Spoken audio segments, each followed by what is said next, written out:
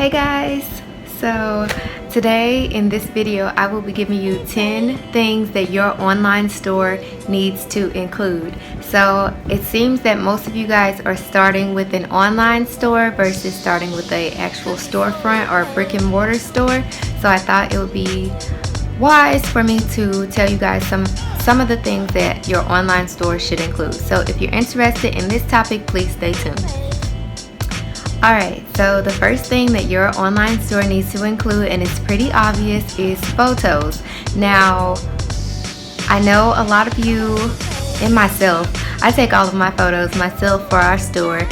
They are not professional by any means. However, there are tons of apps out there that you can use to make your photos look more professional, and I will make another video about taking photos for your Instagram and your online store at another date. But use your resources until you can afford to pay someone to take the photos, if that is what you are wanting to do in the long run. But you need to remember to take photos that include lots of details. So don't just take a picture of the front of the item and then the back of the item and expect that to sell the item for you. You also need to take pictures of things like the details of the item. So if it's a pair of pants and there's like a special stitching on the back pocket, then you want to, key in on that. If there is a ruffled detail on the hem of a dress, you want to key in on that and take a close-up photo of that.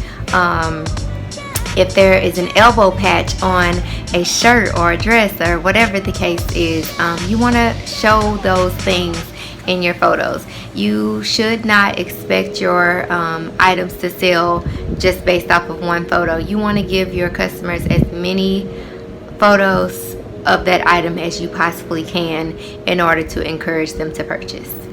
Alright, so the second thing that your online store needs to include is descriptions for each of the items that you post. So I feel that this is very obvious, but some people don't include descriptions, and the description is just as important as the photo itself. So after you've shown them what this item looks like, you should want to tell them a little bit more about this product. And so in the description you can include things like how the item fits, how the item feels, if it's stretchy, if it's not stretchy. You can include things like the length of a dress, or the length of the sleeves, if the sleeve stretches at all, what fabric the item is made out of. And you don't have to be very creative about it, but be very honest about how the item fits. Don't lie about it fitting well, but don't say that it doesn't fit well either. Be honest about the details that you know will sell that item. And just think about, if you were buying that item, think about the things that you will want to know about an item before you purchase it. And also, sorry, I'm looking down because I have it written. Don't leave that space blank ever.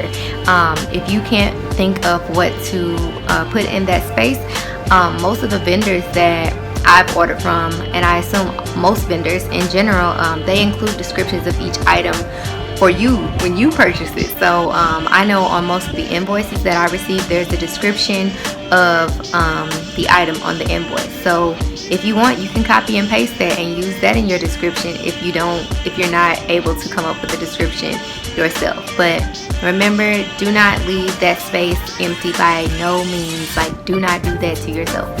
Put something in the description and tell your customers something about that item.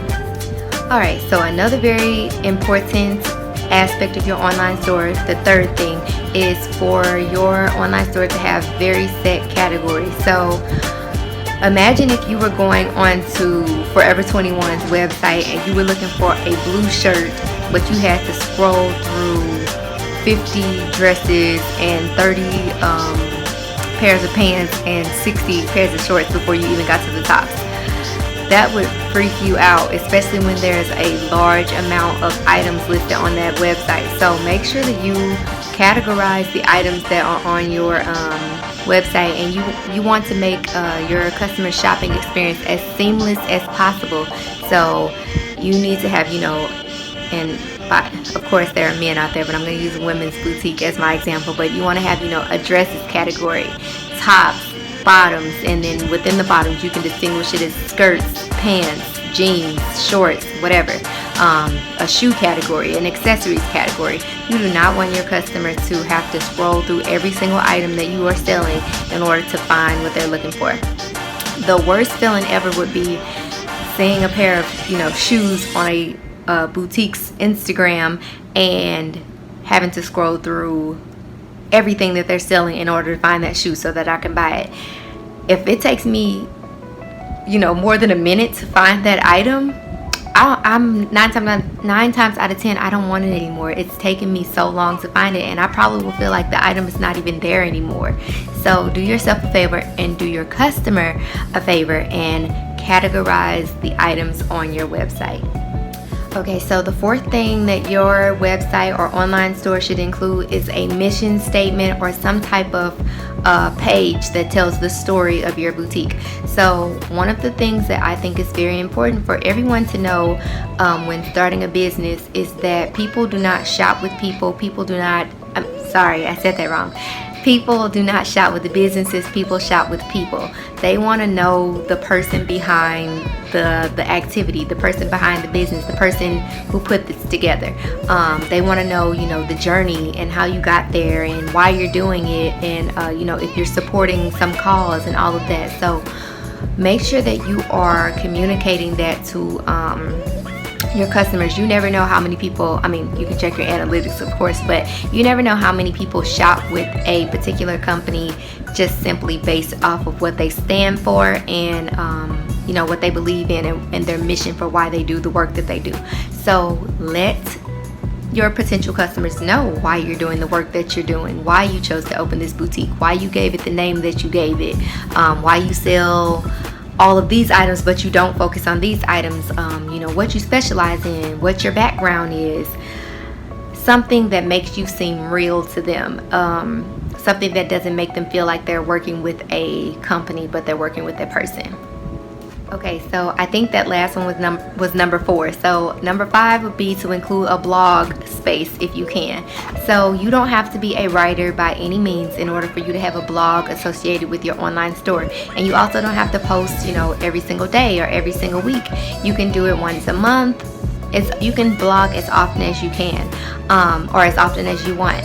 And you don't have to, come up with these super crazy, extravagant stories or anything of that nature. You can simply blog about, the last order that you received, or pick an item that you love in your that's currently in your online store and talk about it. Talk about, where somebody wore it to or where you wore it to. You can show how to outfit a particular item. So show them, 3 different ways to wear this blue top.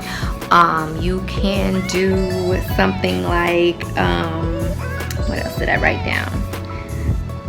A description of your new collection, what it's based off of, what was the inspiration behind that collection. You can do a post about new items that just arrived the previous week or that current week. You can just talk about something that is special about your boutique. Pick anything, but it needs to be something that resonates with your customers and lets them know that you are a real person and that you want to help them, not that you want to sell something to them, not that you want to take their money, but that you are being helpful to them and you are being genuine. Alright, so number 6 is to include information about your shipping policies or how shipping works with your online store. So you do not want your customers to order something from you and not know when they can expect that item to come. So you should include as much detail as possible about this topic. So you can say that orders usually ship out within 48 hours of the order being received. You can say something along the lines of it takes 5 to 7 business days for the item to be shipped to the customer or for the customer to receive the item. Something that lets them know that their money isn't just being taken, and just let them know what's up with their order, because there is no worse feeling than ordering something and not knowing when that item is going to come. Like, it sucks.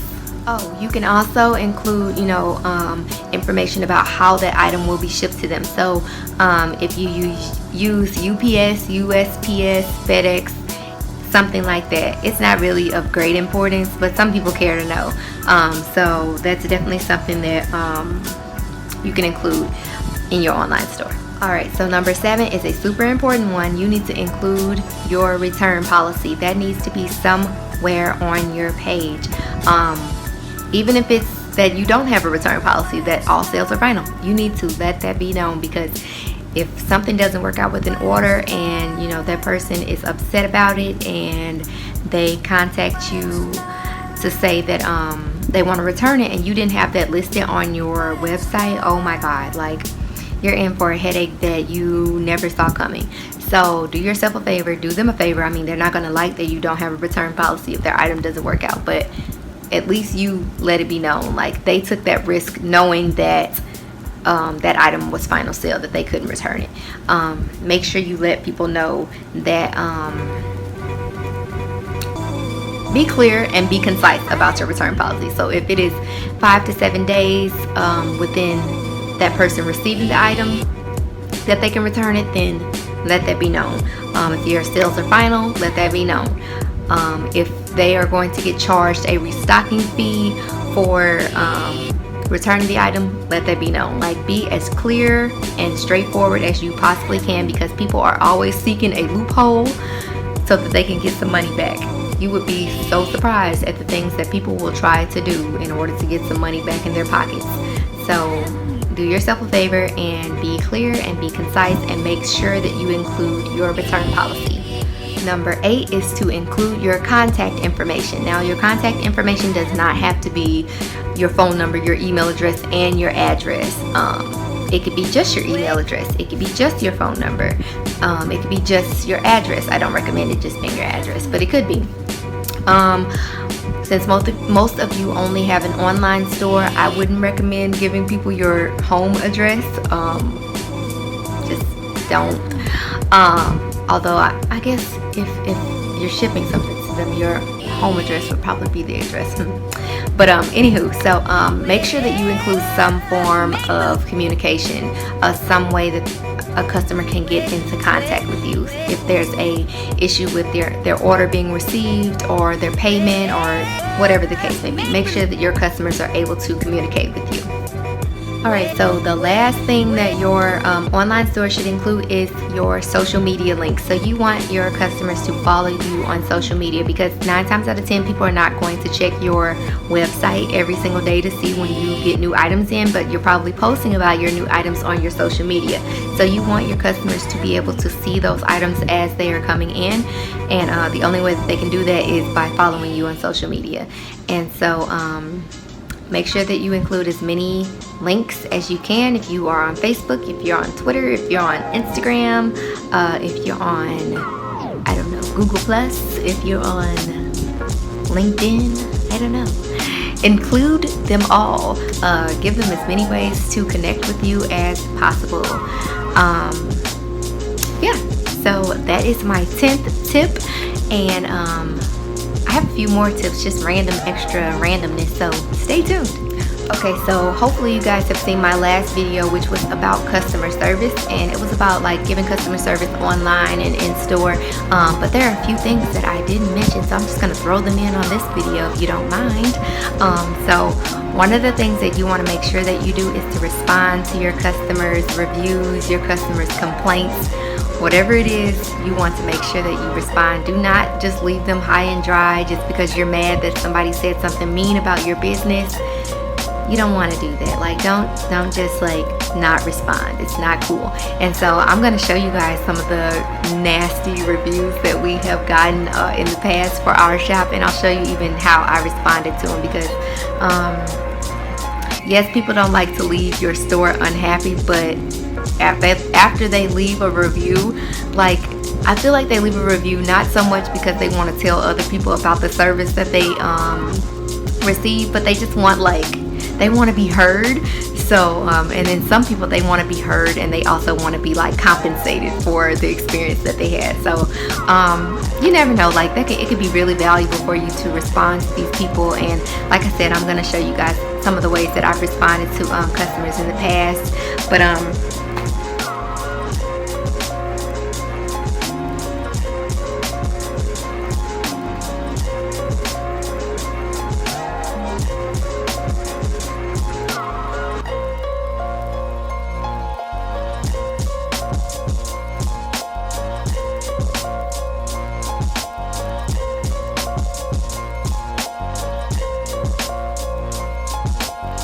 I'll briefly just tell you some of the ways that you can respond to good reviews and good comments. So one of the ways that I like to respond to customer reviews and things of that nature is to provide them with a coupon code that will allow them to shop with us again. And I typically make this code only available within like a certain time frame, so they kind of have to come back to see me immediately, not like tomorrow, but like within like 14 days or so. So it's just kind of a way to get people back in the door. You can also like provide them with a double coupon code, so like one for you, one for a friend. So now you're getting 2 people in the door. What else? If you are getting a nasty review, a negative one, make sure you acknowledge the person. You know, let them know that you apologize for the experience that they had. Admit when you're wrong. Don't say that you know, were within your means, or that's our policy. Don't come off as defensive. You don't win ever if you come off as defensive as the business owner. So I don't believe in that whole, you know, the customer is right situation. I don't believe in that at all.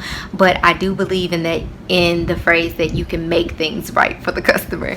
So yeah, do what you can to resolve the issue as smoothly as possible and as quietly as possible, and most certainly as professionally as possible. Also, when responding to people on Instagram or Facebook or some type of social media, you do not want to post or comment anything that like comes off as it's like a secret. So like if a customer comments and they ask you a question, you tell them you're gonna DM them. Don't do that. Like it comes off as like I feel like you're like secretly giving coupons to people or something like that. And you know, you're by all means you're free to do that, but like don't do it in public. Like don't do that. So you know, if a customer asks you like, how much is this, and you're like, I'll DM you. I'm like, dang, she gonna give her a discount. She gonna tell her one price and she's gonna tell me another price. That's gonna suck. So don't do that. Like don't make things a secret unless your customer wants it to be a secret. So if your customer says, hey, I just DM'd you, by all means keep that conversation a secret if you must, but don't make it a secret on your part. Don't do it. You should always be honest and upfront in your posts as well. So just like with the bad reviews and things like that, if somebody comments something negative under your post, I never recommend entertaining that person or, you know, going back and forth with them, but I do recommend you always responding in a very stern and professional manner, saying, you know, what the case is, what you would like to say about the matter, and then letting that be that. Don't feel the need to go back and forth with whoever the person is. You know, some people choose to continue to comment, and they are completely free to do that. You can delete the comments if you would like, but I don't personally recommend that. I think you should be honest and show that you're a real person, that you're not perfect by any means, and that you're capable of being professional in a messed up situation, that you admit to your mistakes, admit when you're wrong, and that you stand up for your business and what it stands for. Yeah, so respond to people. Don't make things a secret. Be open, be upfront, be honest. Yeah. Okay, I think that's it for this video. So give it a thumbs up if you enjoyed this video.